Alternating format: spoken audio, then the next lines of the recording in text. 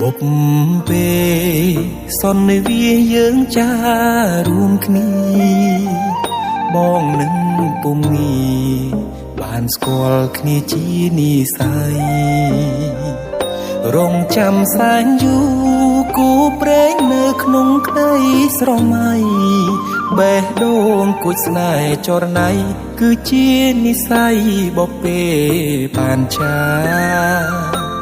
ភក្ត្រាស្រទន់មានមុនសំដំអោកែវឆោមយំឲ្យរៀមចាប់ចិត្ត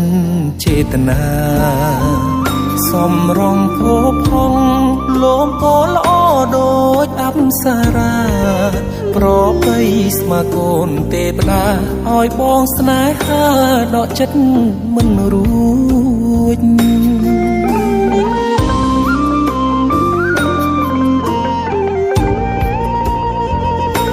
ម្ចាស់បេះដូងអូនអើយបងស្រ